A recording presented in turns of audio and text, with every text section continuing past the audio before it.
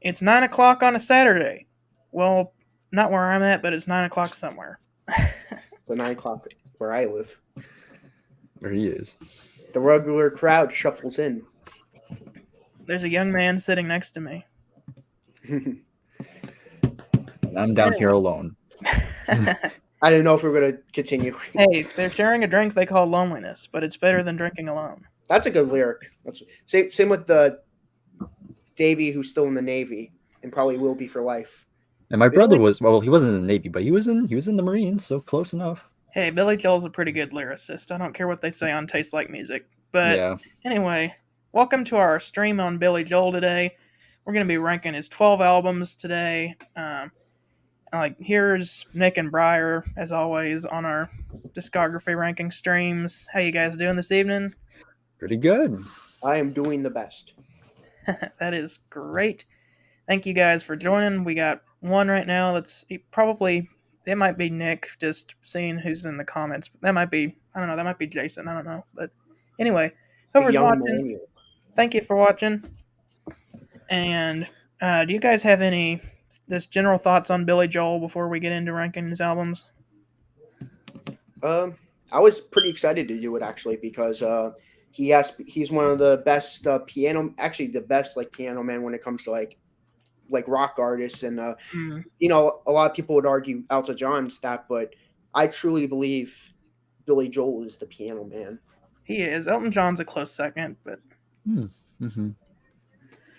yeah, I mean, kind of bouncing off that, yeah, it was definitely a lot of fun going through his whole discography. Of course, I knew his big albums, but I never delved into mainly his later period stuff and a little bit of his very early stuff. So it's definitely great kind of listening to this whole catalog, and some of them I was very surprised by, and some I was kind of like, I still quite enjoyed, and that's what I can say. For me, there's no really bad album here. There's definitely some weaker stuff, but generally, I didn't have any bad experiences listening to any of these albums, so it was a good experience. Well, I'll say that all of these albums have at least 3 songs worth listening to, so that's pretty good when you got 12 albums and all of them have at least 3 that are good. Yeah. A band would wish, any band or artist would wish they had an album, every album that they made, that they had at least one song listening to. So I feel like he accomplished that pretty well. Yeah. I've kind of got a long history with Billy Joel. Way back in middle school, we used to, I have 2 brothers, and when we were in the car, we would take turns choosing videos to look up on YouTube to play music in the car. And one day, my brother said, I heard this song the other day. Oh, hey, it's Jason. Hey, Jason. Hey, Jason. We going for 3 hours on the stream. No, this is going to probably be about an hour and a half for Billy Joel. Beach Boys was too much, so I'm not going to be doing that again. Anyway, my brother said, I heard this song the other day that goes, sing us a song, you're the piano man. So he said, I want to play that. So he looked it up. He played that song, and there's Nick in the chat. Anyway, he played the official music video, and unfortunately, the official music video uses an alternate take of Piano Man, and it's in really bad quality. So I heard that, and I'm like, this is a terrible song. I'm like, this is bad quality, and it just doesn't sound very good. Anyway, we were having dinner with some friends, and they mentioned Billy Joel and the Piano Man. I'm like, oh yeah, I don't like that song. And they said, hold on a second, you don't like Piano Man? And they played me the studio version, and I'm like, why didn't I like this song? This is a great song. And I realize now it's because the official music video has a less good version. Anyway, we ended up buying Piano Man on iTunes and burning it to a mixtape or mixtape CD. And that was the only Billy Joel song I knew for a long time. Until we raided my mom's CD collection and found a copy of Billy Joel's Greatest Hits Volume 1 and 2. So popped that into the CD player because we like Piano Man and discovered all these other great songs. Anyway, after that, I listened to his albums, and man, they're really good. I got to see Billy Joel in 2019 live. He came to Texas, which is really rare because usually he's just playing in New York. But one of my favorite memories is whenever of that concert is when he played I Go to Extremes, and I'll talk a little bit more about that whenever we get to Stormfront. But Anyway, Billy Joel is one of my favorite artists and quite possibly could be my favorite solo artist of all time. Good choice. So let's delve in to the 12 albums of The Piano Man. Wait, before we get started, I want to tell you how I got into Billy Joel. All right. So it's not because we're doing this. Sometimes it is. The one time we steal again it is. But for me, what got me into Billy Joel was we were listening to the Beatles. It was like when I was going through my Beatle craze, and my dad was like, "How about we listen to Billy Joel?" I'm like, "Okay, who is he?" And he's like, "Oh yeah, he has a great album." And I don't have his copy, but he in his basement he has glass houses, and he played glass Ooh, houses, and good that one to album start blew with. me away. And ever since I liked Billy Joel a lot. Yeah, That's about it. kind of my first time hearing Billy Joel actually dates back to very long ago, before I even knew who Billy Joel was, because usually we didn't have this movie, but we would rent this movie because my Oh, I older know what brother, you're going to say. yeah, my older brother was a fan of it, and I was kind of into it too. But of course, I'm talking about the Disney film Oliver and Company, where Billy Joel actually voiced Oh one of the yeah. characters, and he sings one of the songs in it. Why should I worry? Yes, my Why brother should also, I care? once we got into Billy Joel, my brother bought that song on iTunes. I'm not a Yeah. fan of that movie though. That's like one of my It's okay. Yeah, it's okay. The movie's okay, but I that grew up song though, watching that though, movie, and It's like like later, like somebody, there's like ages of Disney, and that's part of the yeah, Bronze Age, and that's like my least favorite from that yeah, age.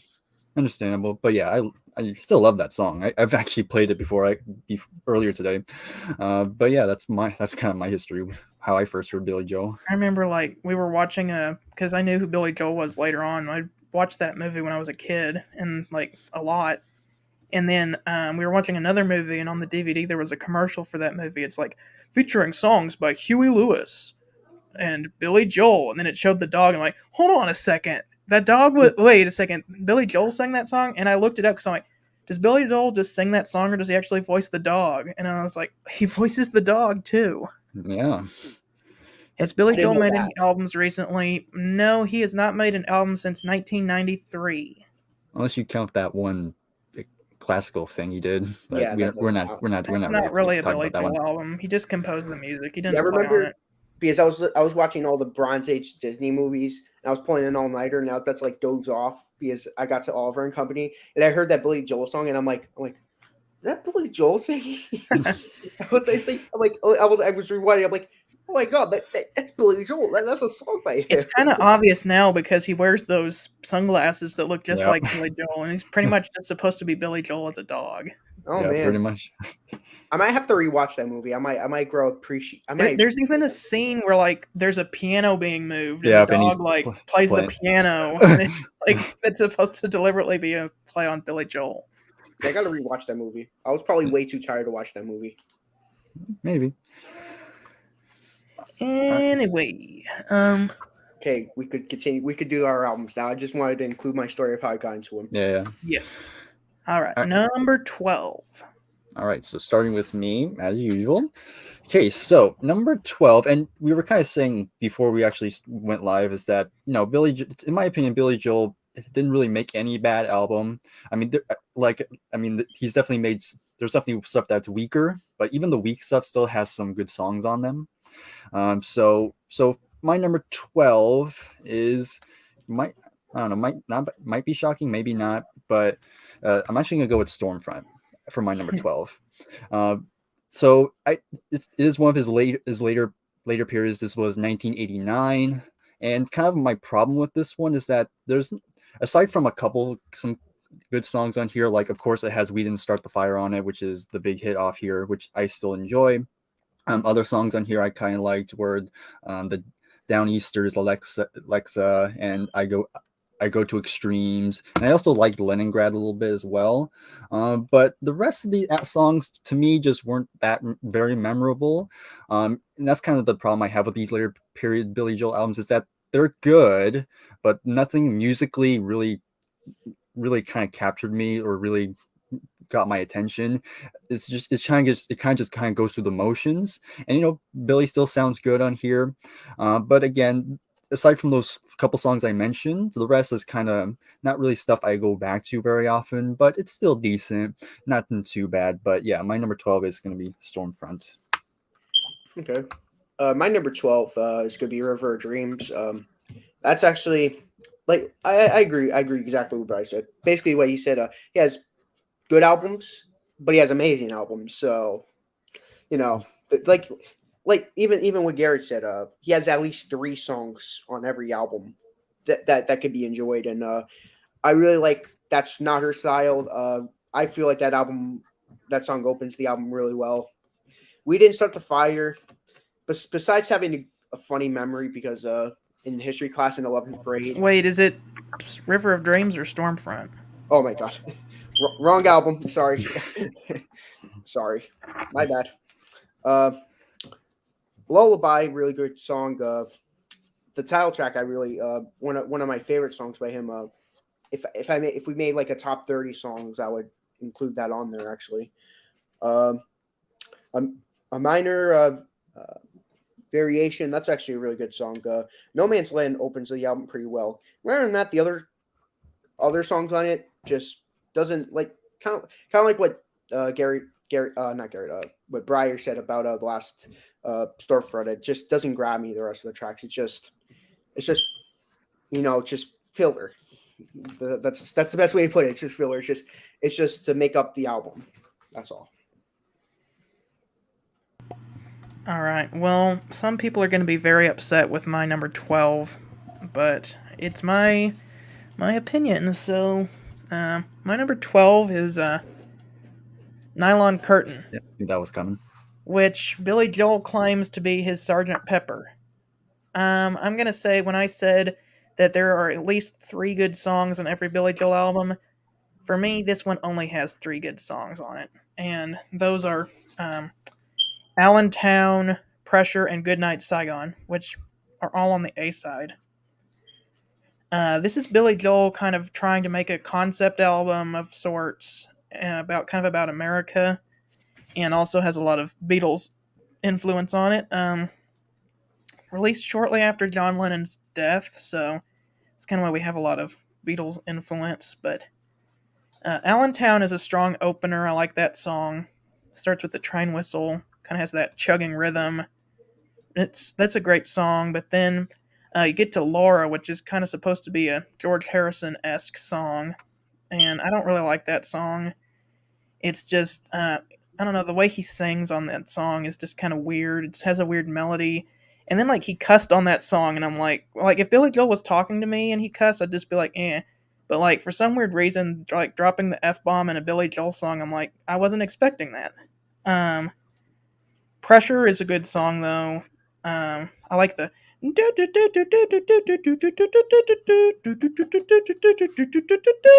That's really cool.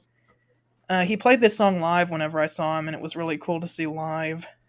Goodnight Saigon is kind of a Vietnam song. That's pretty good. Then you get to the B-side, and I just don't like any of these songs.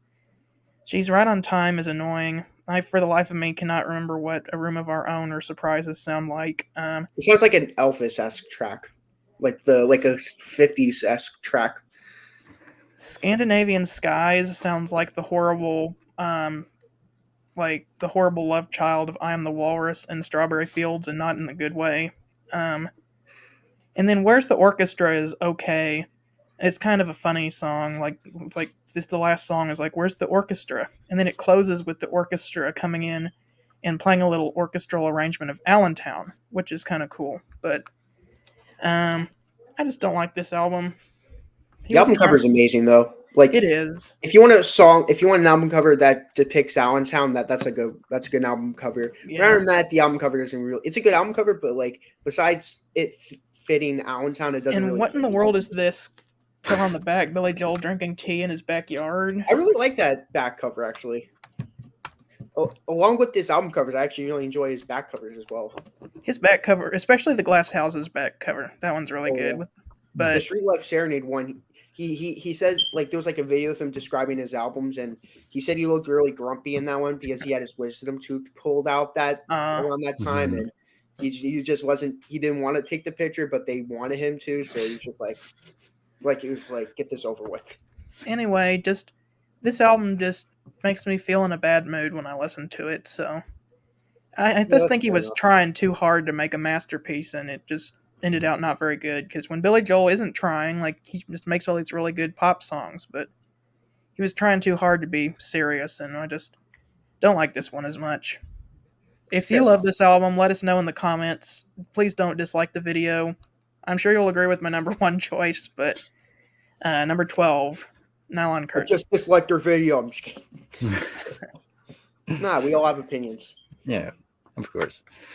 All right, so it's my number 11. Kind of bouncing off Nick. Number 11 is River of Dreams, 1993.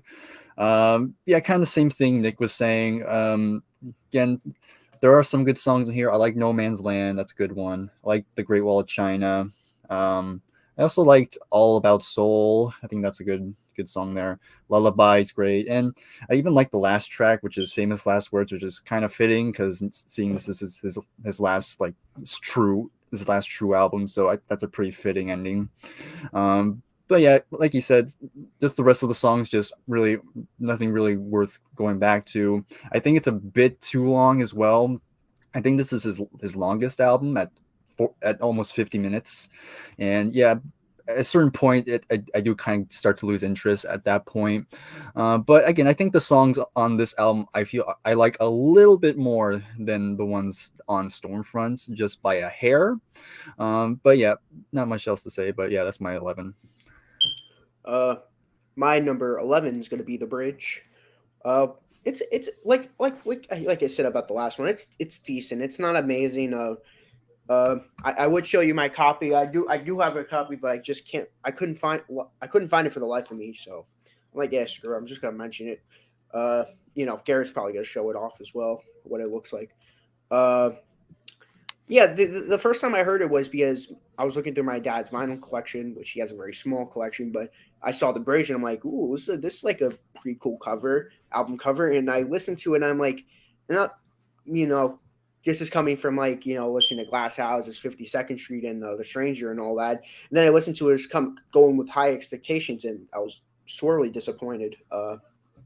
But re-listening to it, I do like it. I think this was like around the time when he had his child, I believe.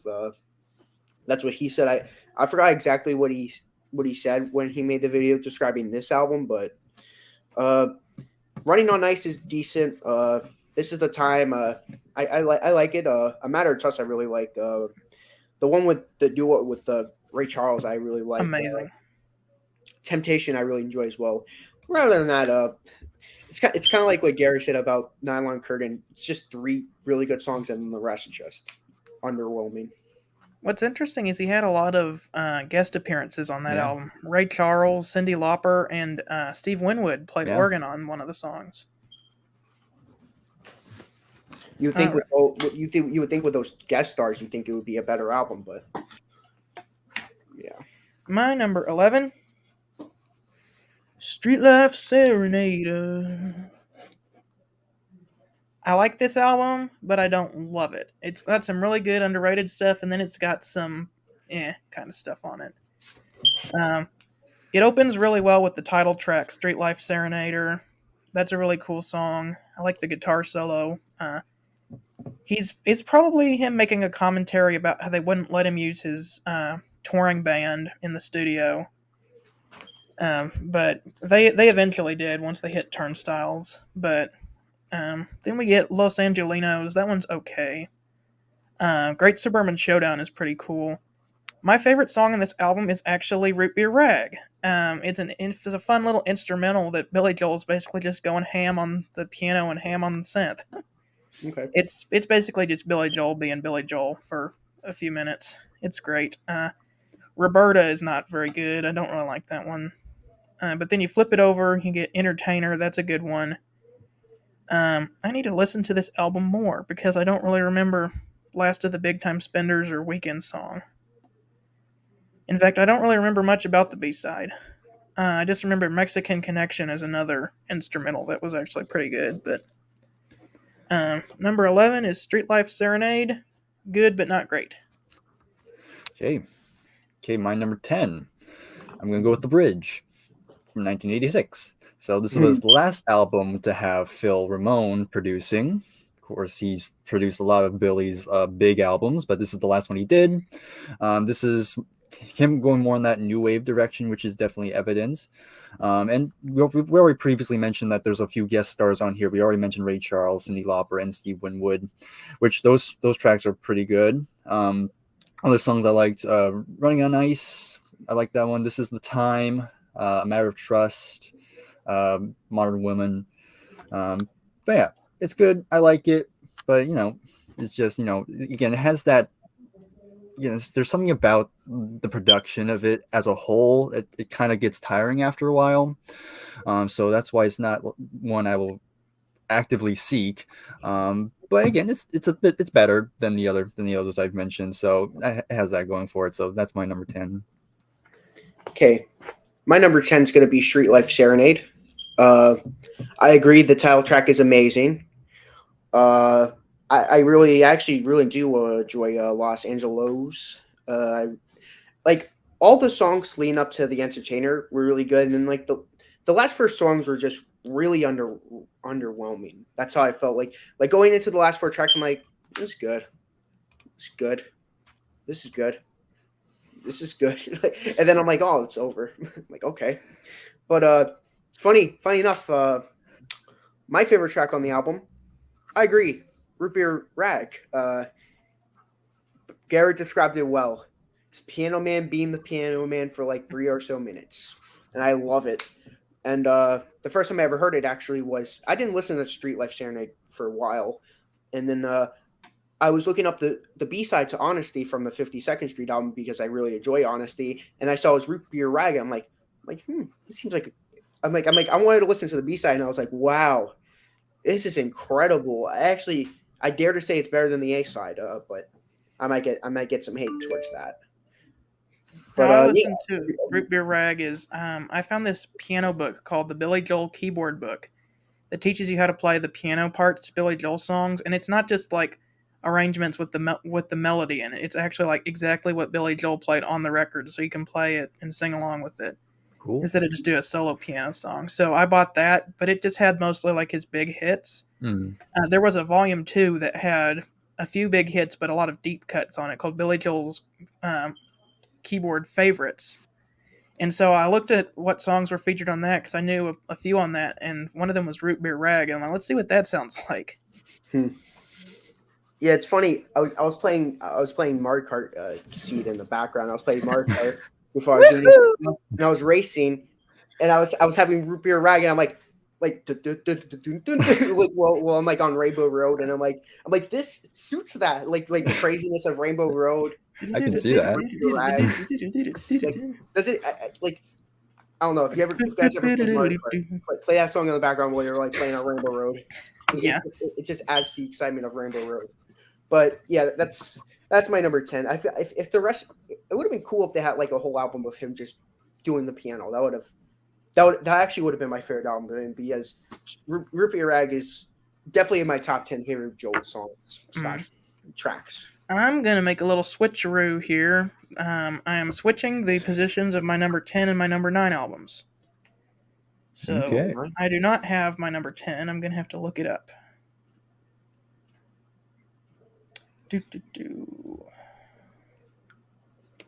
Billy Joel. Okay, my number 10 is not Street Life Serenader. It is The River of Dreams. I just listened to this for the first time recently, and honestly, I actually really liked it. It's just not one of my favorite Billy Joel albums. Yeah. No Man's Land is a really underrated song. You get to hear at the end Billy Joel kind of doing some of his screaming.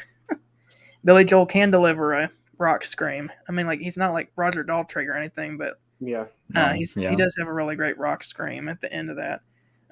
Great Wall of China is another really underrated song. That's one of those songs that my brother downloaded off of iTunes just because he heard a little demo of it and thought it sounded cool. So I had heard that one before. I think it's really cool. I like the bass on it. Boom, boom, boom, boom, boom, boom. Um, Blonde Over Blue is okay. So is Minor Variations. All About Soul is really good. Lullaby was written for his daughter, so that's really cool. Of course, my favorite song on this album is "The River of Dreams." And if you look up how Billy Joel wrote it, he was like in the shower one day, and the song just came into his head. It's like, "In the middle of the night, I go walking in my sleep," and he got that in his head, and he's like, "This song is too stupid. I can't write this song." But he said like he couldn't stop taking the shower without like going around and humming that song, and he's like, "Okay, like it's stupid, but now I've got to write it because I can't get it out of my head." And then it ends very appropriately with Famous Last Words. Very appropriate song to end with, which is kind of like a celebration of his entire work. And it has a reference to Gone with the Wind, the final line of Gone with the Wind, for Famous Last Words. So that was cool. But River of Dreams, number 10. All right. Okay, number 9. Number 9. Street Life Serenade Number is my number 9. It's funny. Each album I do, you like the next one is. I just noticed that. I just noticed that. But yeah, Street Light Serenade is my number 9. So obviously this was the follow up to Piano Man, and so Billy, there was a little bit of pressure to follow that up, and that's kind of and also he was touring a bit more during that time, so that kind of adds to why this album's a bit underwhelming because he didn't have that much time to spend on it. So that's why you have those 2 instrumentals to kind of compensate for not having enough songs written. And even Billy Joel had said himself that he's not really a big fan of this album due to the fact that he didn't get to spend that much time on the lyrics itself. But yeah, this album he's starting to experiment with with a little bit of country influences, kind of taking from the Piano Man and kind of bring more that country influence in here still, which is okay. But yeah, both of you pretty much said everything about this album. I mean, there are some great songs. Like I think my favorite is going to be Los Angelinos. I think that's a good like rock song on here. Entertainers is pretty good. My favorite of the instrumentals. I kind of like Mexican Connection. I think that's probably my favorite of the instrumentals. But yeah, the rest is fine. But again, it's just he's done way better. So yeah, that's my number 9. Oh, yeah, I forgot to mention. I have Street Life Serenade on vinyl. Oh wait, let's see the back cover with the. Oh yeah, Mr. Grumpy Grumpy Face. There he is. Yeah, my lighting's horrible. Grumpy Joel. Yeah, Grumpy Joel. That perfectly sums up the album. Like said, it was when he had his wisdom tooth pulled, and he was just like when he was shooting the photos, he was just not feeling it. I'm gonna nickname that album Grumpy Joel from now on. Nobody's gonna know what I'm talking about. Yeah, people are gonna be like, "What's a good Billy Joel album?" Why don't you listen to Grumpy Joel? Street, there's The Stranger, and then there's Grumpy Joel, and then they're gonna be like, "What?" Okay, they're gonna look up Grumpy Joel, and they're like, "There's no Grumpy Joel," and then you're like, "Oh yeah, Street Life Serenade." That's what I meant. It's like and use the back cover as the front cover. Like, okay, that would be funny for like a rarities compilation. Like use that back cover, and it's called Grumpy Joel, and it's like a compilation of all of his angriest songs: "Angry Young Man," "Street Life Serenade." Yeah, that's actually a good idea.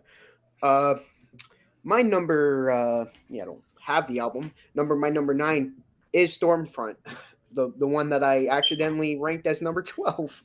That one is extremely difficult to find on vinyl because it came out in 1989. Yeah. Yeah, and that was with the whole CD craze and all that. Yeah. You can get a good cheap reissue at Walmart, though, of all places, and it's like gray vinyl. Okay. Okay, as I was talking before with That's Her Not Her Style, like I said at the beginning, really good song, opens the album really well. We Didn't Start the Fire, but in my 11th grade history class, I get to see the story now. My history teacher, she would, she was like, I'm going to do this like around the Cold War and all that we were learning. It's like, I'm going to play a song called We Didn't Start the Fire by Billy Joel. You listen to the lyrics, and then at the end of the semester, you write 3 or 4 things down, 3, 4, or 5 things down, what you learned in class that's in the song. And then the first time we got the lyrics and all that with the doors there, and then we re-listened to it at the very end of the semester, and re-listening to it, I kind of appreciate it because of all the stuff I learned in that class, and I wrote down the stuff that I learned and all that. I'm like, that's actually kind of cool. Because at first I actually despised that song. I didn't like that song. I thought it was like too like when I think of that song, I originally thought it was like a stupid aerobic dancing looking sounding song. Like I just imagine like people doing aerobics to that song, but I know I don't know, but I grew an appreciation because of my history class. The Downeaster Alexa, I really enjoy that song. I Go to Extremes, amazing track. I like that track as well. Shameless, it's another great song I really enjoy, and the Child track is really good. And kind of the same thing. Like the last four songs, for me, don't do it. It's kind of the same thing with Serenade. But like, if you ask me what tracks I prefer, Stormfront tracks or Street Serenade tracks, I'd go with Stormfront tracks. Number 9. Number 9. My number 9, which was going to be my number 10, but then I swapped it around last minute. Piano Man. Billy the Kid. Now, Piano Man the song, top like 5 Billy Joel song. Piano Man the album, number 9. Because it doesn't have as many good songs. Still some really great stuff on here though. Where's the track listing? Oh, here it is. So, it's on the liner note. It's in the inner sleeve. Don't you hate it whenever they put all of the songs in like alphabetical order instead of the order they come on the album and it says C label for correct playing order? It's actually in the inner sleeve, actually. Oh. Yeah. The inner sleeve is separate because I have these fancy little Oh. Yeah. which for some reason I have two This of is them. the inner sleeve I was talking about. Here we go. Yep. And that means I can just set that there. Wait, is that the MoFi inner sleeve you use? I buy. They're not MoFi brand, but they're the same type. Yeah, I have those, and I always use them because my records are an honestly, investment, and like 50, 60 years from now, like whenever I die, I want my kids to have these records in as good condition as possible. So, anyway, a little detour from Piano Man. We are back now. First track is Traveling Prayer, which sounds more like a John Denver song than it does a Billy Joel song, but it's alright, I guess. But the Piano Man, the song, is amazing. Kind of about his early years. His first album had kind of flopped, so he went to California, started playing bars, and this song kind of tells some of his experiences doing that. Ain't No Crime, not my favorite, but kind of has a gospel sound to it. You're My Home is one of the best songs on this album, though. That one's great. Billy the Kid is my second favorite song after Piano Man. Billy Joel said that whenever he wrote this song, he always wanted to do a movie score for a Western. But he never got the chance to, so he thought, well, what if I was going to make a movie score for a Western? And so he wrote the song based off of that. Side 2 opens up with Worst Comes to Worst. Not my favorite. Stop in Nevada is alright. The best song on the second side is If I Only Had the Words to Tell You. That's a great song. Somewhere Along the Line is okay. And I think Captain Jack is one of his most overrated songs. It's not my favorite.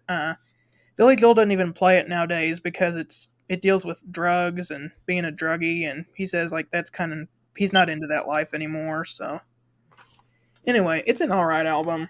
It just Jack will get you high. there are definitely better Billy Joel albums, but still pretty good.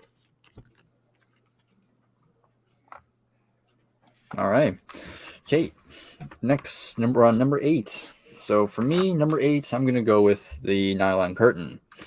Kind of similar to what Garrett says. I think side 1 is by far the superior side. Side 2 is just not as strong, but side 1 just has some terrific songs on here. That's kind of why it's as high as it is for me. But yeah, it starts with Allentown, and then I like Laura too. Pressure's great, and of course the best song on here is for me is of course Goodnight Saigon, which is a very powerful song for the Vietnam veterans. So that was a really good song. I like "She's on Time." I think I like that one. Um, and I guess there's like a couple of songs I like as well. I like "Surprises." I think that's okay. And "Where's the Orchestra" is also not bad as well. But yeah, well, yes, Scandinavian Skies. Yeah, It's kind of weird, like trying to sound like the Beatles, but yeah, I think he's trying way too hard there. So, but yeah, again, it's high up here for me because of those songs, because of side one. But yeah, I can totally see this one being lower for some people. But I like it. So number 8 is for me, Nylon Curtain. I knew a guy in college who was obsessed with that album and said that that was like Billy Joel's best album, and I would just laugh when he Yeah, said that. Like, yeah, really? yeah. He's I like, won't. it's a concept. You don't get it. Like it starts and ends with Allentown, and then he would try to explain it to me, and I'm like, it's just not my favorite of Billy Joel's albums. Yeah, I wouldn't go that high either. Yeah, I love Nylon Curtain, but I don't love it that much. Yeah, My number 8. Well, maybe if it had like a really crappy discography, maybe that would be my favorite. Like I'd be like, yeah, he has a decent discography, but and then the Nylon Curtain would be like his best album. But he has albums like 52nd Street, The Stranger, Glass Houses, Turnstiles. He has those albums going for him, and then like Nylon Curtain. So yeah, Yeah, as a follow up to Glass Houses, like if I very had disappointing. bought Glass Houses in 1980 and then bought Nylon Curtain in 1981, I'd have been a little disappointed. I would have been very disappointed. Oh yeah, speaking of disappointing albums, Briar, this is for you. I know a first generation Queen fan, oh yeah, and he said that he loved the game, and then he bought Hot Space and was oh very yeah, disappointed by that album. yeah. I I don't hate blame that him. album. I don't He blame said him. he said he doesn't hate the album. He says he actually likes it, but like when he bought it originally, he was like, "Wow, what a disappointment." Yeah, I don't blame him though. That's natural. I don't Under blame him at all. Pressure is the only song on that album worth listening to, and it was released as a single like several months earlier. So Yeah. Yeah, my number 8 is Cold Spring Harbor, his very first album. Um, She's Got Away. I prefer the live on the me Songs in the too. Attic version. I bet a lot of people agree with me on that. The original version is really good too, but if you want to hear the best version of it, listen to the Songs in the Attic version. You Can Make Me Free. The original pressing is like really good, and the one that they remastered is just all right. Everybody loves you now. Really great track. I love it a lot. Why Judy Why, really great ballad. Falling of the Rain, really nice. You Look So Good to Me, one of my favorites by him. Tomorrow Is Today, I love that song a lot. The last 3 songs are basically about, I think Garrett could confirm it's about his suicide attempt. Is that correct? Yes. Okay, I don't know if it was just the one track Tomorrow Is Today or if it's Well, the I know last. I know Tomorrow Is Today and Got to Yeah. Begin Again are, but I kind of like to include Nocturne in there because well, I'll get to that whenever I get to it. But Yeah, but this whole album is like there's a lot of great songs on it, but it isn't like one of those albums that I like listen to a lot.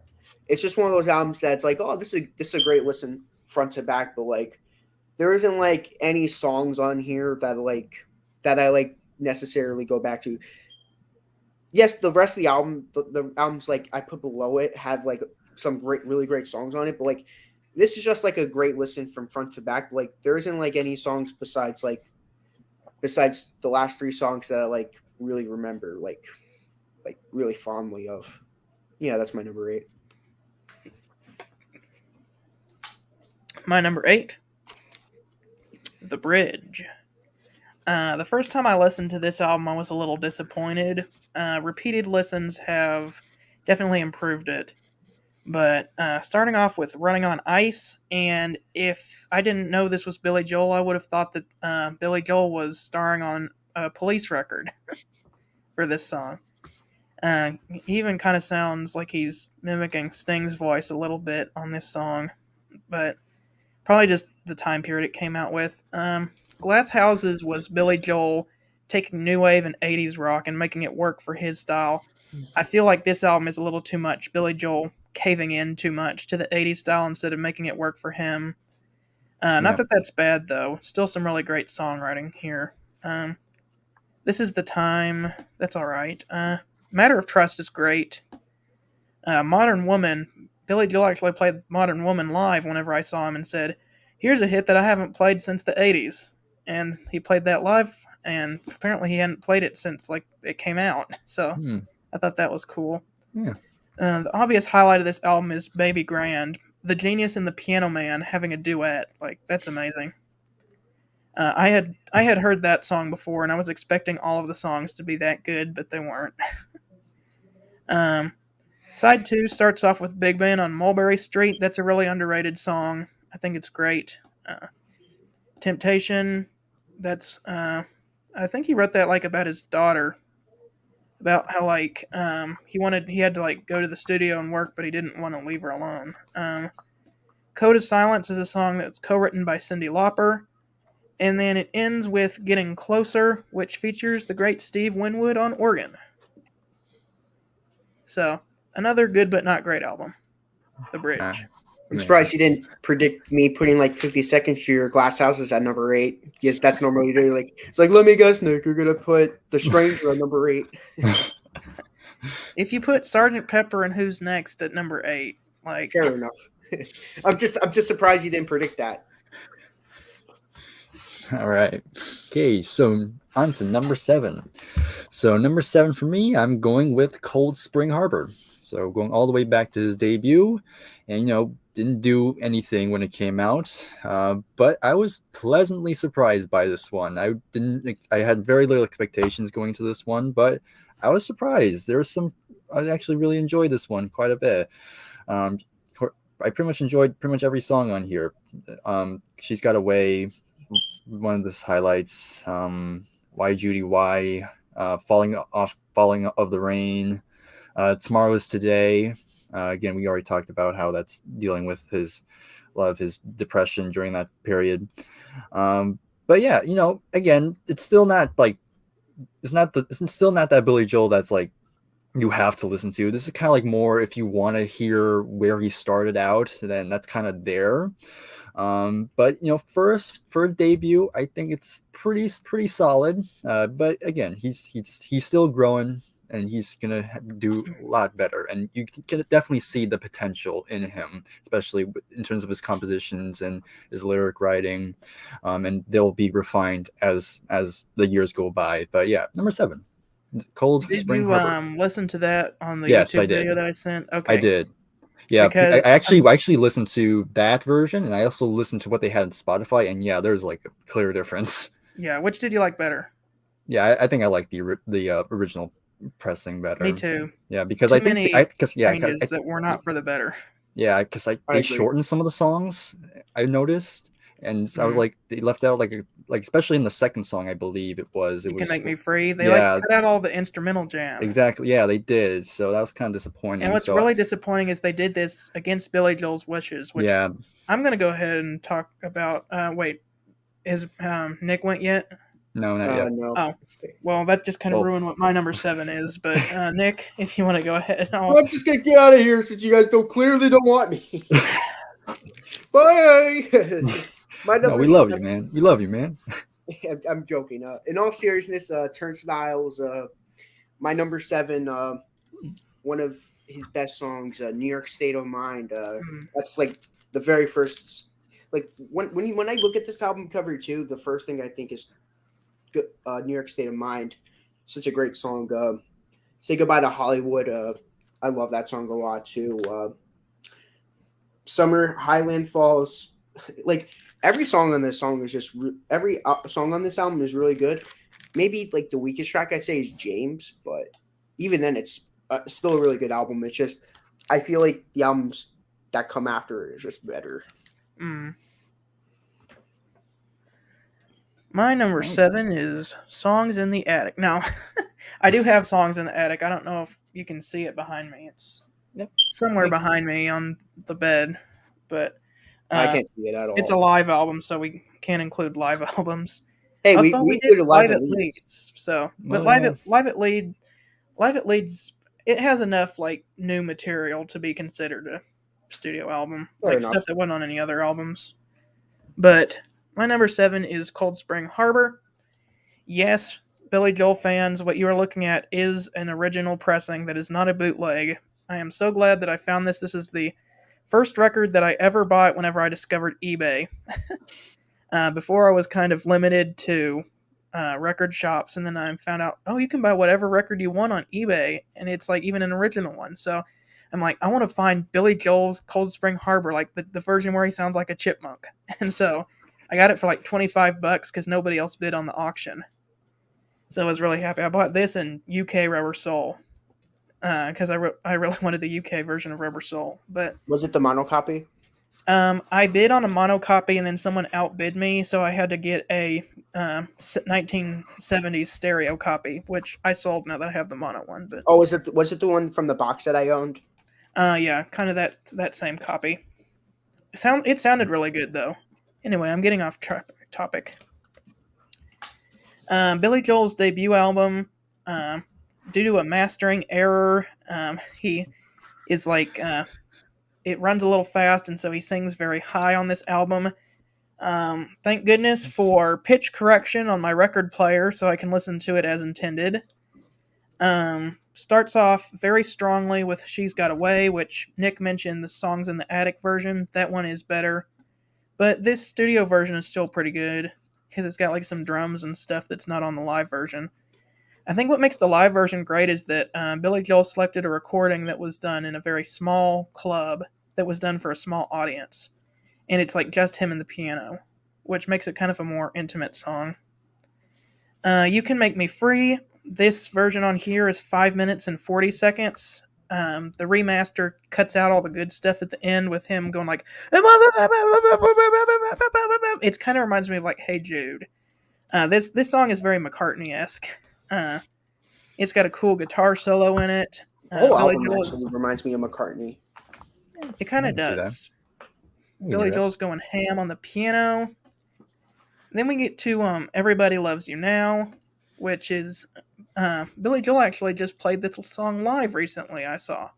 I follow him on social media, and he posted his set list, and he played this song recently. Which is interesting because he doesn't really play a lot of stuff from this song. I mean, from this album, very much. Why, Judy, Why is a great song, so is Falling in the Rain. Turn Around, You Look So Good to Me, really good. And then you get to, like, the last 3 songs on this album are the best. Tomorrow Is Today is my favorite song on the album. It's kind of a musical adaptation of his Suicide Note, because, like, being a young artist and not having a lot of money, and then he signed this record deal with this guy who pretty much ripped him off of all of his money, and he didn't get the publishing rights to his music until, like, the 90s. And like even whenever he signed with Columbia Records later on, because he was still stuck in this deal. I don't know if you can see on the back, there's like a little wolf with Romulus and Remus. He had to put that logo on all of his records up until 1989 because he signed this deal with this guy who was a scumbag. Yeah. Ripped him off of all of his... You can probably see the wolf better on the label. It's like in the stars. But this album was out of print for a really long time and was a collector's item. Reissued in the 80s. But all of the remixing and stuff was not done by Billy Joel. They pitch corrected it, but they also edited a lot of stuff without Billy Joel's consent because he didn't own any of the rights to these songs. So that makes me really upset. Yeah. But anyways, with a lot of this stuff going on, Billy Joel thought there was no way out. And he tried to poison himself with some shoe polish, but thank goodness that didn't work, because can you imagine if all we got was like, some demos from this album? Yeah, crazy. Like, Billy Joel's one of my favorite musical artists. Anyway, I really like this original version on vinyl because there's like an orchestra build-up at the end, which I can only imagine is supposed to represent the attempt itself at the end. Then you get like a few seconds of silence before we start hearing this little piano interlude called Nocturne. And I kind of imagine that as Billy Joel just sitting and thinking about what he just did. Like, why did I do that? Is my life worth living? And he answers that question in Got to Begin Again, that he needs to begin his life over again. That it wasn't worth it. My favorite line in Got to Begin Again is actually, I was dreaming of tomorrow, so I sacrificed today, which is a direct reference to Tomorrow is Today, because he felt like there was no tomorrow. Like, every day was the same. But he was saying that, like, he was so worried about tomorrow that he sacrificed today, and it was a waste of time. So I think that's really cool that he calls back to that, and it really just sets the mood for, let's see where Billy Joel takes us next. And of course, his next album was Piano Man, which was a really big hit. So, my number 7, Cold Spring Harbor. Yeah. It's even more tough for me because if I were to get it on CD, I'm assuming if I get a CD copy, it's gonna be the remix, right? It's gonna be the remix. I would definitely seek out an original vinyl. Yeah. You can get one for $30 if you scourge eBay. Yeah. Even with him sounding like a chipmunk, it sounds better than the remix. Yeah. Okay. I will say though, last thing before we move on, that's probably my least favorite look of Billy Joel, if I'm gonna be honest, like that mustache. He looks too much like Robert Plant. Yeah, and also, and again, that mustache is really not helping him. I much prefer the album cover to Piano Man. It looks really ugly. My favorite look of Billy Joel is on the Glass Houses cover with like the leather jacket and the sunglasses and the poofy hair. Yeah, that's probably his best. That's probably his best era in terms of looks. Anyway, I'm getting off track. We're getting off track. We're going to number 6 now. All right, number 6 for me. I can see this one being higher for maybe some people, but I'm going with An Innocent Man. So it's probably my favorite probably one of my favorites. Well, it's not my favorite of the 80s, but it's definitely up there. But yeah, in this album, he's kind of channeling a lot of his favorite artists from the 50s and 60s, and so songs like Easy Money is kind of like he's kind of doing it like a James Brown. Then on the title track, An Innocent Man, he's kind of doing it like a Benny King, and even on the biggest hit on here, which was Uptown Girl, I never made the connection, but it's actually supposed to be a homage to Frankie Valli and the Four Seasons, which I didn't know that. I never would put those two together until I read that. But yeah, it's a lot of great stuff here. The Longest Time was another pretty big hit on here. A good doo-wop number, which is actually that's just Billy doing all the voices himself, which is pretty cool. This Night is a great one. I like Careless Talk. I'd say again, side 2 is kind of where it kind of falls out of a little bit, but yeah, it's still an enjoyable album. I think once we get pretty much after this, from here on out, this is like for me the cream of the crop of Billy Joel. But this is so again, still not my all-time favorites, but it's still number 6 is still pretty good. So yeah, that's Innocent Man for me. What do you think about Leave the Tender Moment Alone? I like it. Yeah, it's good. I love that song a lot. My number 6 is gonna be Piano Man. Funny enough, I listened when I first heard it a few times, and I was thinking about, because I did what Briar did, was predict my list. I put this thing at 12, but then when I re-listened to it, I'm like, wow, this is a heck of a lot better than I remember. Like a lot better than I remember. And I'm like, I put this at number 6, and I'm like, Traveling Prayer. Even I still think it's a pretty goofy song with the end with a boink. But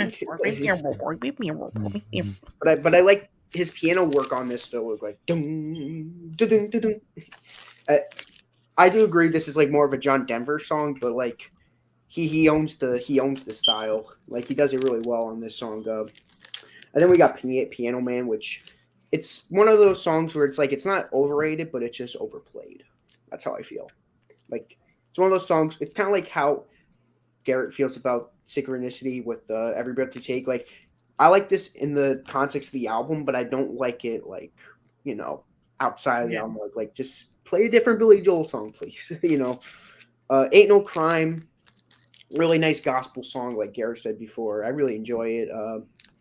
It's very, very soulful, and I really like the soul music, so this is really nice. You're My Home, which is my favorite song off the album. When I first heard it, I was like, yeah, this is a pretty good song. But like when I re-listened to it, I'm like, wow, this is really good.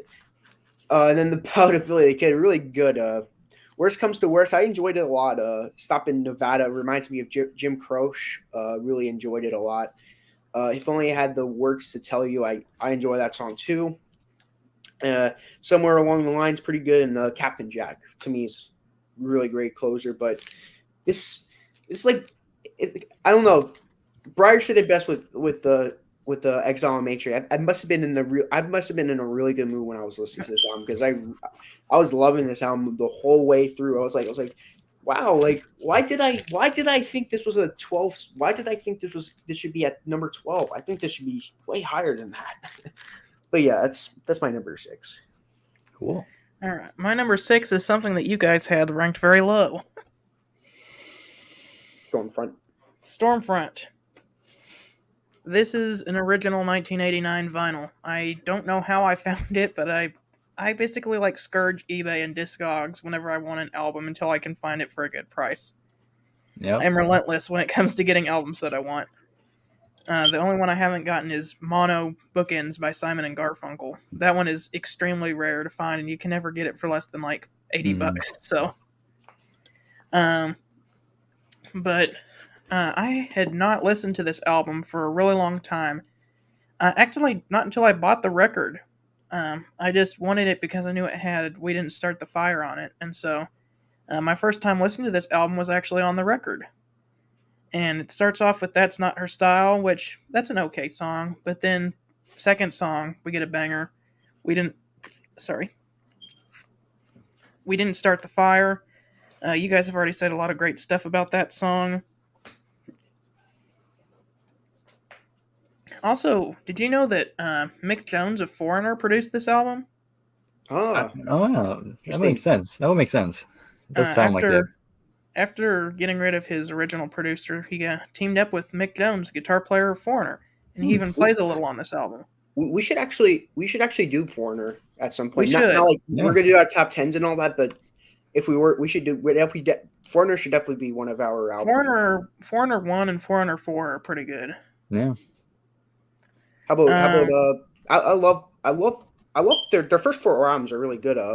What's called Double Vision and Head Games, yeah. really good too. Then we get Downeaster Alexa, which he got the name of the boat from his daughter.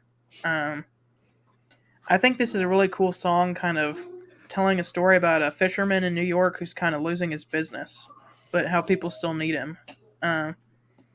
And then we get to my favorite song on the album, I Go to Extremes.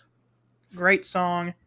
I have a really great memory of whenever Billy Joel played this live. Whenever it got to the piano solo, he had the full band playing with him, and then the band would cut out and he would just go ham. And then the full band would come back in and he'd do some more improvisational stuff. Well, one time it got to the part where he was supposed to improvise something. The full band stopped. The man turned around and sat on the piano keys. It was so funny to watch. He was like playing the piano with his butt. It was really great to see that. It was funny. But then we get the song Shameless, which Billy Joel did not have a big hit with this song, but Garth Brooks did whenever Garth Brooks covered it. So it's kind of interesting that Billy Joel wrote a song for Garth Brooks. Yeah. But Billy Joel also played that song whenever I saw him live, Shameless. Which is funny because whenever he played it, he put a cowboy hat on because it was Texas. He's like, I'll play something for you Texans. This is a song that was a hit, but not for me. It was for Garth Brooks. But side 2, the title track of Stormfront is pretty good. There's a reference to Mood Indigo for you jazz fans if you listen carefully. It's like, there's a stormfront coming, Mood Indigo. Leningrad is pretty good, kind of talking about a Russian who wasn't actually a bad guy, who just kind of was a victim of circumstances in the war. When in Rome, do as the Romans do. The final song, And So It Goes, is really great. It's just him on the piano. Really heart-wrenching ballad, kind of sad. It's a kind of a sad breakup song, but I really like this album. I know you guys had it really low, but it's actually pretty good. So my number 6 is Stormfront. All right. Fair enough. All right, so now we've entered the top 5, and to me, the top 5 is kind of, if I want to listen to a Billy Joel album, these are pretty much the 5 I would go to. So for me, number 5, I'm gonna go with Piano Man. So this is pretty much his breakthrough album. Of course, as the title track, which we've already talked about. It's a classic. Not much else to say about it. I actually do like the country vibes on this one. Like I do, I think "Traveling Prayer" is a fun song. I really enjoy that one. But yeah, "Ain't No Crime's" a great song, along with "You're My Home." Just those two songs are just very good. Then you have the Ballad of Billy the Kid, which again another one of his kind of early classics. And Side 2 has some great songs as well. "Stop in Nevada," "Worst Comes to Worst," "Somewhere Along the Line," uh, and Captain Jack. Again, lyrically, it's dealing with drugs and drug culture and all. But I think Billy has said in interviews that the song is supposed to be condemning that lifestyle. Like, yeah, look at Captain Jack. He's an idiot, right? So. But yeah, I think it's a great closing track. But yeah, great album. It's in my top 5. So yeah, that's Man. I forgot, where do you put Nylon Curtain, Briar? Number 8. Yeah, I'm ranking this way higher than Garrett and kind of higher than you, but Nylon Curtain. Yes, I agree. This is him trying to be the Beatles. I will admit that this is not him being original. I do agree with that statement, but I really love this album. It's not number one like Garrett said, but I think it's a really strong album. Allentown, which talk really dark song about about the factories and all that stuff. Laura, which is about Billy Joel's mom. I do agree it is a little unusual him dropping the F bomb. I do, but I think it adds to the song kind of. Kind of, yeah. Pressure. I love that song a lot. Good Night Saigon. I agree with Briar. Easily the best song on the album about Vietnam, and we all come together. She's great. She's right on time. Garrett, I don't know if you like it or not, and Briar, you said you kind of like it. I love this song. I love the music video too because there's a part where the bunch of records fall down, and I was getting into Stevie Wonder album, "Songs in the Key of Life," and I saw that one of the albums was that, and I'm like, oh, that's kind of cool. But which kind of shows that he owned the album, I think. I don't know if that was his record collection, but if it was, that'd be cool. Yeah, this whole album is just, I don't know. But besides "A Room of Our Own," which I agree that's just filler, it's just straight up filler. But yeah, surprises I really like. Winter, Where's the Orchestra's it's really great. I like at the end that they did Allentown. I really enjoy it. Yeah. All right. So these top 5 records are like, if I'm going to play a Billy Joel album, like the other ones get played every once in a while. Oddly enough, even though I don't have it as number 6, Cold Spring Harbor probably gets played the most out of the ones I've covered up to this far.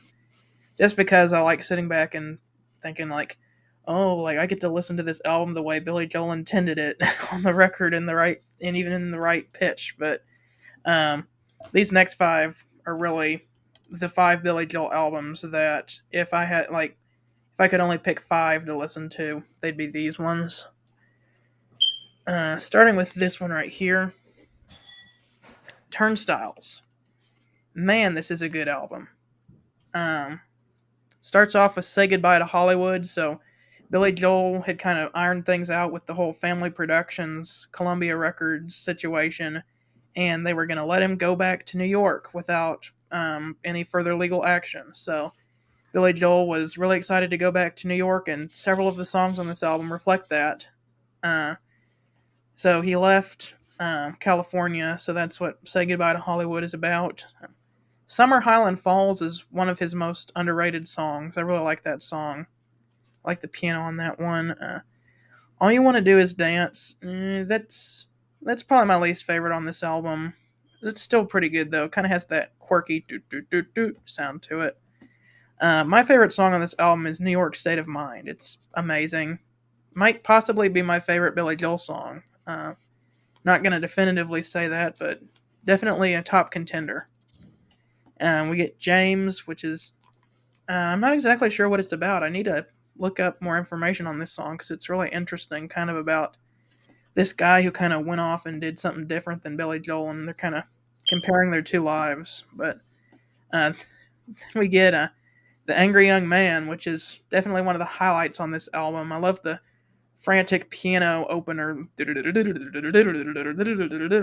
Um, in college, I was wandering around the practice room because I was a music major, and somebody very slowly was playing that, and I, without even knocking, like opened the door and went, "Billy Joel, Angry Young Man," and I feel really bad for doing that, but he's like, "Yeah, how did you know that?"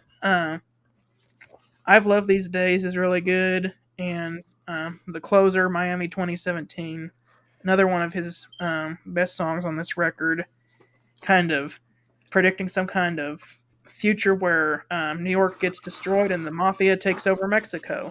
So, kind of ridiculous lyrics, but it's a really cool song.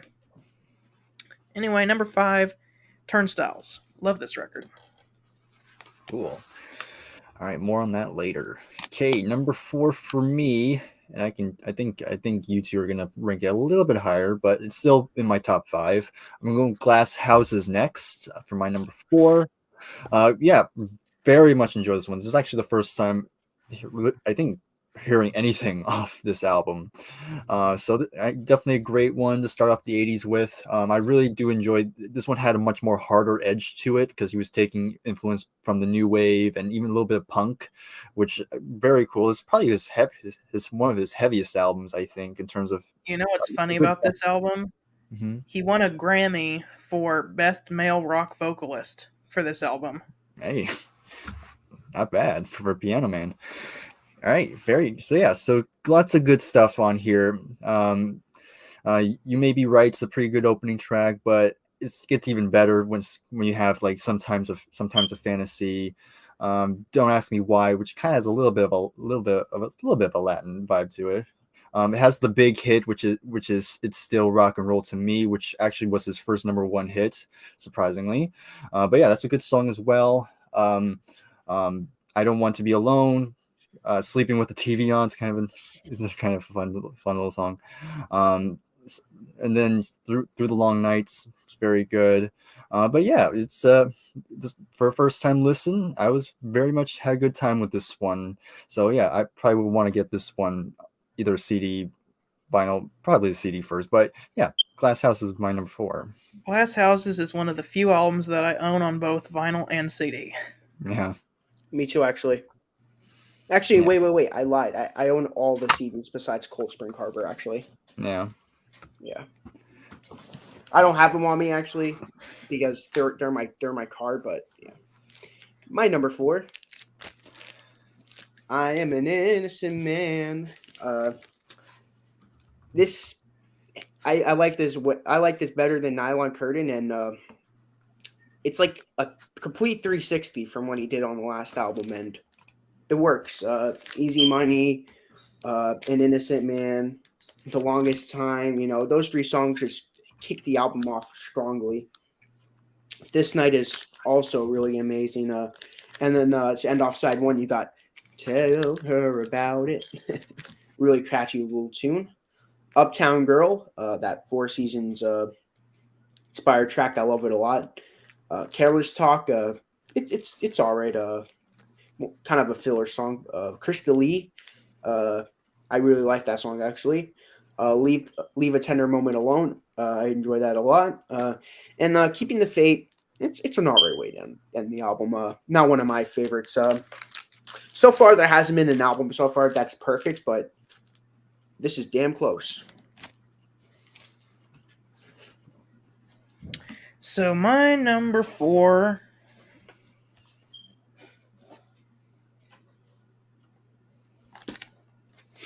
An Innocent Man. So after Billy Joel did Nylon Curtain, he had spent all that time and money on that album and it sold really poorly. And so he's like, you know what? I just need to relax and make an album of songs that are just fun and is like really lighthearted. So he went back to making an album of songs that was rooted in pre-Beatles 1960s pop. And wow, is it good? This was made in the 80s, but you can't tell. It sounds like it came straight out of the 60s. Starts off with Easy Money, kind of doing a James Brown thing. An Innocent Man is really cool. I like that the bass line kind of reminds me of My Girl by The Temptations. The Longest Time is probably my favorite song on this album. I have really fond memories of that song because when I first heard it, I'm like, oh, this is like an a cappella song. And it's like there's no instruments, it's just all Billy Joel singing. But in high school, I sang this song in a barbershop quintet. Cool. So that was cool. Or actually, I think it was like an octet. There was 8 people, 4 parts, 2 people singing each of the parts. But then you get to This Night. Okay, you want to know something cool about This Night? The melody of the chorus is a Beethoven song. He took the melody of a Beethoven song and put it as the chorus of This Night, which I think is really cool. Okay. Wait, is For the Longest Time is actually an acapella? Well, it's mostly acapella. There's a bass guitar in there that I didn't hear at first. Well, like I did. His vocals were like so like so good that it was almost like an instrument of itself. Like wow, for like so many years I've listened to that song. There's a bass guitar and there's like some snapping in there, but that's not instruments though. It's just bass guitar is. Well, I can't tell if it's a bass guitar or if it's just Billy Joel just going. That could have been too. Maybe it was, but still just a bass guitar, you know. I mean, you may be right, but I may be crazy. Anyway, side 2 opens up with Uptown Girl, homage to the Four Seasons, and one of the best songs on this album. Lots of clever key changes in this song. Really peppy, up-tempo, written about his then girlfriend at the time, Christine Brinkley, who was like a supermodel. Yeah.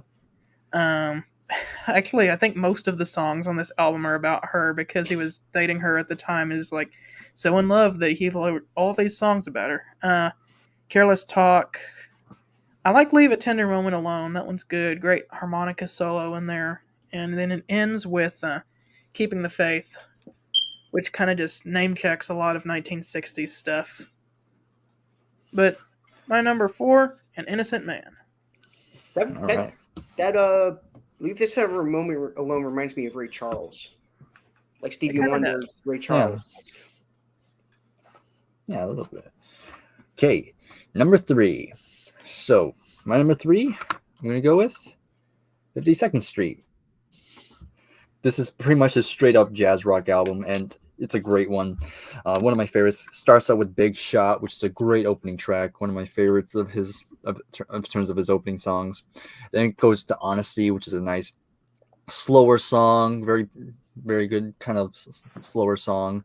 Then you have My Life, which is another very fun song. Like the piano work in that one is also very good. I've actually tried to learn that song on bass, and it's a fun song to try and learn now. Lots of octaves. Yeah, a lot of octaves. Then and those are like the only like big songs on here, but the rest of the album is also really good. Like Zanzibar, which is a great one. Rosalina's Eyes is great. Half a Mile Away. And also the title track, which is a nice little homage to the jazz scene going on in New York.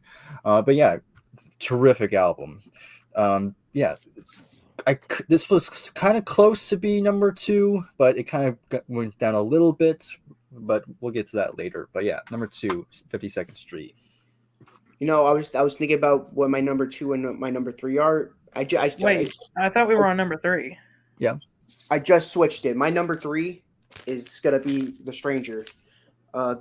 This was gonna be number 2, but I was thinking about this could be my number 3 spot. The Stranger, Moving Out, parentheses Anthony song, such a great opener. With that car in the background towards the end, I really like it. The title track, so good. Just the Way You Are, one of his most iconic songs. Same with the next song, "Scenes from an Italian Restaurant." Those two songs alone, actually, those four songs, side one alone is, I can see why a lot of people would rank this the highest. For the longest time, I actually did have this. That's my pun intended. I did have this as my number one spot, but then I was I was re-listening to the two albums I was listening to, and I'm like, yeah. And I was thinking about my number three spot. I'm like, I'll switch it. Only Vienna is easily my favorite Billy Joel song. Actually, really amazing. Only the Good Die Young. I really enjoy it. Not one of my favorites from him. I could see why a lot of people would say this is his best song, but not one of my favorites. She's Always a Woman, really great track. She Cuts You and Laughs While You Bleed, really, really deep lyric. The last two songs are all right. That's probably why I ranked it like one unders, because you have these amazing songs and then you have Get It Right the first time and it's like, it's good.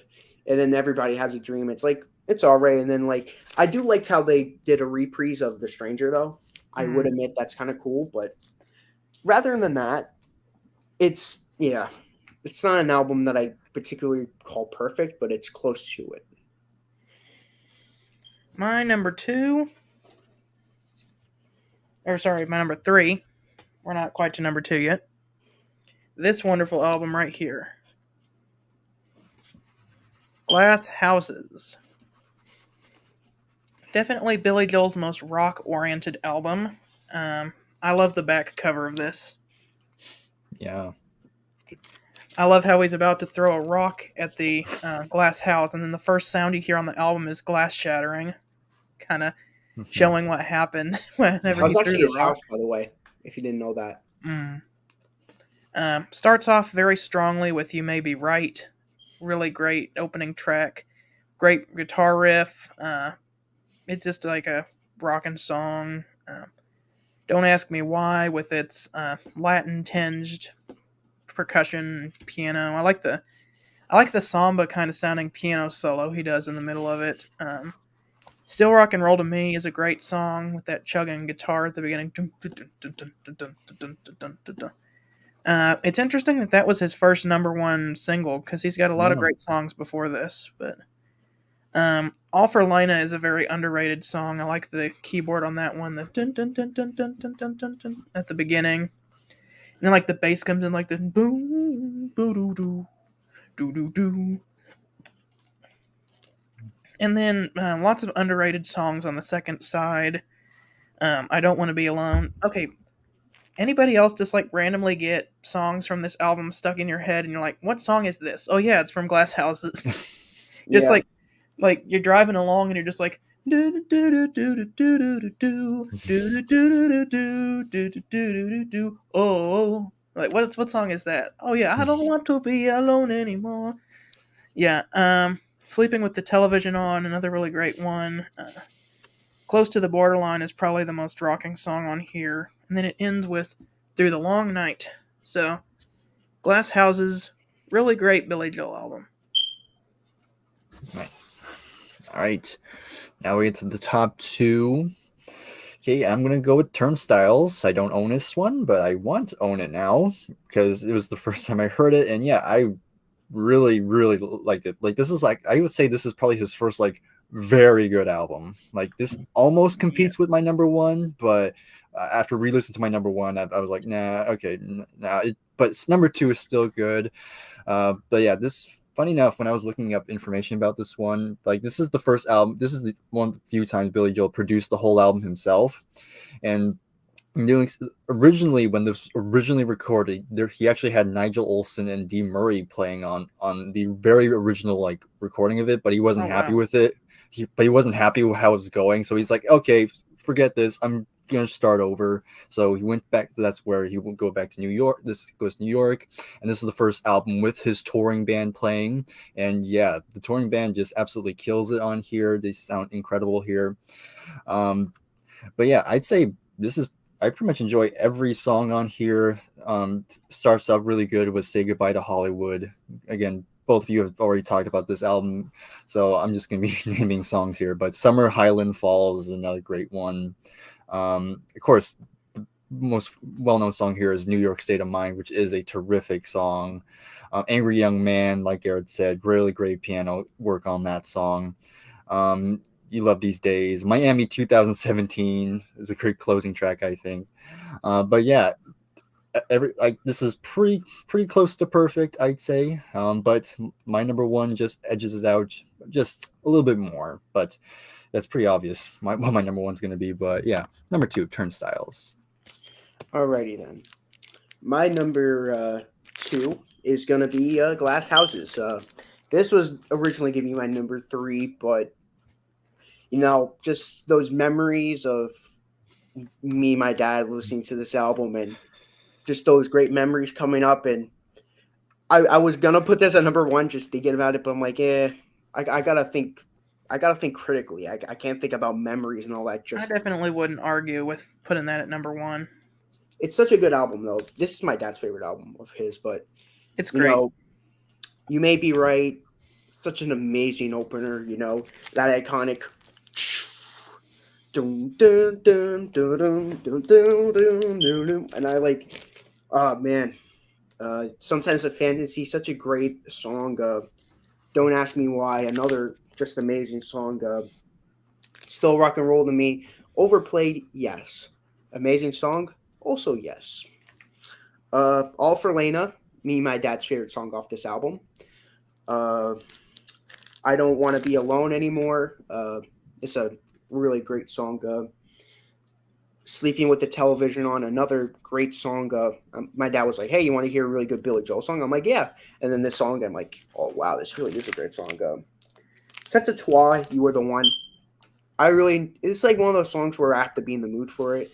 This and Roxanne by The Police, like those 2 songs I have to be in the mood for. If I'm not in the mood for it, I just don't listen to it. But yeah. Close to the Borderline, I could take it or leave it, and that goes the same with Through the Long Night. I was going to put this at number 1, but then I think about those 2 tracks, and I'm like, nah.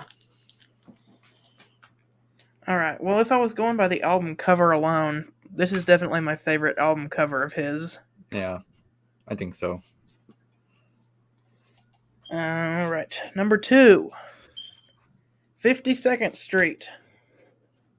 Really great album. There is a reason that Billy Joel is holding a trumpet on the front of this album. It's a very jazz-influenced album. Mm-hmm. Starts off with, you had to be a big shot, didn't you? But kind of an up-tempo rocking number. My Life, probably my favorite song on the album. That boom, boom, boom, boom, boom, boom, boom, boom. And after you've listened to the album, the single edit butchered this song. I agree. It cuts out half of the piano intro because growing up, I heard the single edit on the radio and I heard the single edit on the Greatest Hits CD that I listened to, and so I had no idea that it was longer. So the first time I listened to the album, it went bodo bo ba ba da da da da da, and the bass went bodo bodo bodo bodo, and it went down. I'm like, wait a second, then that's supposed to go up there, and then they played it again. I'm like, wait a second, that makes musically much more sense to have it go down and then up. It's total edit.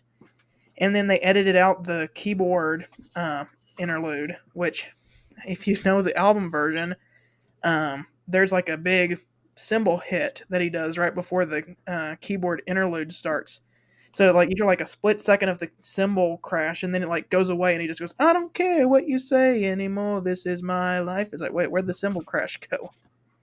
Anyway, great song. Honesty, amazing. I love the piano. Zanzibar, very jazz influenced. And then you get to Stiletto.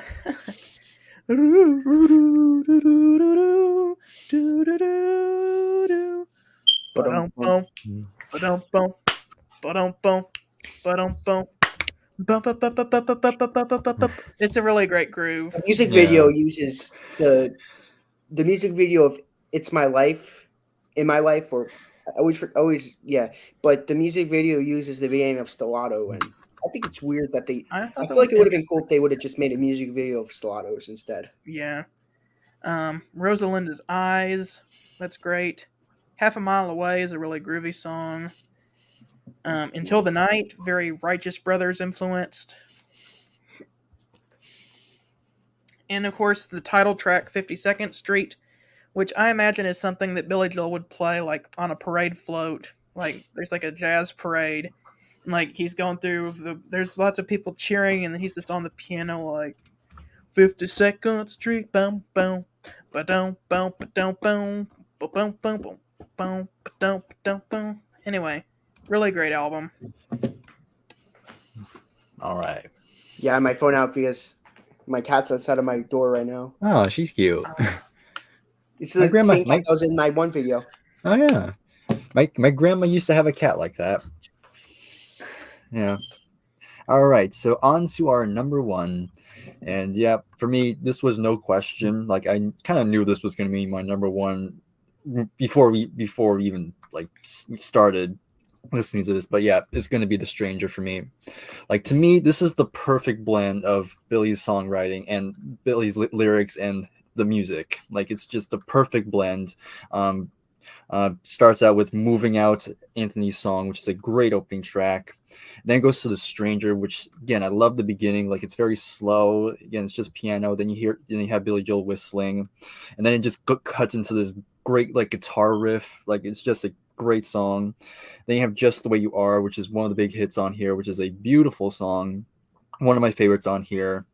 Then number fourth track, you have Scenes from an Italian Restaurant, which Billy Joel has said that's one of, if not his favorite song he'd written. It's his favorite. Yeah, it's just an incredible song. Like all the transitions, all the different movements in it. It's just absolutely really well put together. Vienna, another good one. Only the Good Die Young. She's Always a Woman, which is another very nice ballad. And even the last two songs, which those two songs, get it right the first time, and Everybody Has a Dream, even though those two songs don't get talked about as much. And yeah, you can argue they're the weakest songs on here, but to me, I love both of them, like for different reasons. Getting it right the first time is like nice good upbeat song on there. And Everybody Has a Dream, I think, is a great way to end the album. And then, like Nick had mentioned before, it kind of harkens back to The Stranger at the very end, which is a nice way to close it out. To me, this is a perfect album. If I would have ranked my top 100 favorite albums, this album would be somewhere in there. So yeah, number one is The Stranger for me. It's a lot. What they did with The Stranger was a lot better than what they did on the Nylon Curtain. I will admit that. Yeah. Like I'm like if I was with that friend or roommate Garrett had, and he was like, "Oh, but Nylon Curtain had Allentown and the thing at the end," I'd be like, "Yeah, but The Stranger also had the thing with that, and Everyone Has a Dream." And I think that's way better. Yeah. Yeah. My number one is gonna be 52nd Street. Yeah, that's a good choice. Absolute masterpiece. I have a Japanese version of this album. Really sounds amazing, but Japanese records sound really good. Of course, Japanese does everything better. Big Shot opens it up, and man, it opens it up so well. I actually own this album. It's in its shrink wrap, actually. It's probably a repress. Wouldn't be surprised. Has a liner notes. Yeah, that's a nice picture there. But yeah, it's on the Colombian label, but I don't think it's an original. But because I don't think a Billy Joel album in its shrink wrap would be going for because I think I got it for $7 or $8. Oh, it might be. Yeah, I mean Billy Joel is pretty well, it was distributed a lot of his albums. I mean, 52nd Street was a pretty big seller. Yeah. Oh yeah, this is $7. Wow, that's a steal. Nice. Yeah, $7. If it is an original pressing, it'd be an absolute steal. But yeah, shrink wrap and everything. But Big Shot opens this thing up, and wow, does it open it up strong. Honesty, really nice ballad. My favorite out of the three hits off of it. My Life, really great song as well. Those three songs, everyone said about those three songs already. Nothing can be added. That's already been said before. What makes this my favorite album, though, are the 5 deep cuts. Oh boy, the 5. 1, 2, 3, 4, 5. Yeah, six deep cuts on it. She cuts you once. She cuts you twice. She cuts you 3 times. She cuts you 4 times. She cuts you He 5 cuts times. me 100 times. Zanzibar. Oh my god. The second, like, dun, dun, dun, dun, boom, boom. And this is probably the reason why I think Aja by Steely Dan's my favorite album by theirs, because it reminds me so much of this album and the jazz influence. And Zanzibar is so good. And my favorite part of the album is the closing, like the instrumentation towards the end. That's Trumpet. my absolute favorite off the song. Sorry about that. Stiletto opens up side 2 so well. This is like his, like, the rest of his albums are really good, especially from 5 on, but like this is his perfect album. Like, if you told me what his perfect album would be, this is it. Stiletto, so good. The opening, like, same. This is how I feel about California Girls by the Beach Boys. Is how I feel about this. Like, the beginning alone is worth listening to, and so good. And the rest of the song is really good too. Rosalinda's Eyes, much better than the one from last. Like, if I had to compare this and the Doucette de Soie, You're the One, I would say this is a lot better. Half a Mile Away, such a great track. Until the Night, such a great track. Like, such an emotional, deep track. And then 52nd Street closes it out. I'm like, wow, this is absolutely perfect. The perfect Billy Joel album. And yeah, that's how I feel. That's my number 1 choice. And I don't think that's ever going to change, quite frankly. All right, we going glasses off for number 1 again, because this album is on my top 35 favorite albums list. It's the only Billy Joel album to make the list, even though I really like Billy Joel. But The Stranger. This was the first Billy Joel album I ever got. After only listening to his greatest hits, I'd listened to the album and I wanted to buy the album, and my brother bought it for me, so that was really cool. But starts out perfectly with Moving Out, one of my favorite Billy Joel songs. I love the piano. Really great lyrics on this one. The Stranger is about like one of the most haunting songs you will ever hear, with that whistling, that ominous whistling at the beginning, and then like the first time I listened to this song, I was very surprised whenever the slow part stopped and it went. I was very surprised whenever it did that, because I wasn't expecting that. Just the Way You Are, one of his greatest ballads. My favorite song on this album might very well be Scenes from an Italian Restaurant, which, Briar, you're a Queen guy. This song is his Bohemian Rhapsody. Yeah, I would say I would agree that. Just all the amazing changes. I love how like the actual song doesn't come in until like 3 or 4 minutes into the song, and everything up before that is just kind of intro. And this is his best work on the piano, like that piano solo right before the main song. The it's like yeah, awesome. I like that so much that whenever he played this live, like I took a video of him playing that solo because I'm like, can he really hit that live? And he did. Like he messed up a little bit because it's difficult, but like he like played it mostly correct. So it's like, wow, it's really cool that you can play that live like that. Yeah, better than me. And then you get to side 2 with Vienna. Amazing song. Slow Down, You Crazy Child. It's a really great song. Famous song, Only the Good Die Young. That song got this record banned from the radio, or at least that song was banned from the radio, and that's one of the reasons it sold so well, is because people are like, oh, it's a banned song. Let's see what that's about. Yeah. She's Always a Woman to Me. Great ballad. Get It Right the First Time, yeah. My least favorite song on this album. This kind of about making good first impressions. Then we get to Everybody Has a Dream, which that's a good way to close the album. I like the way he sings, like everybody has a dream. Kind of sounds like Ray Charles almost. This song, a little bit, yeah.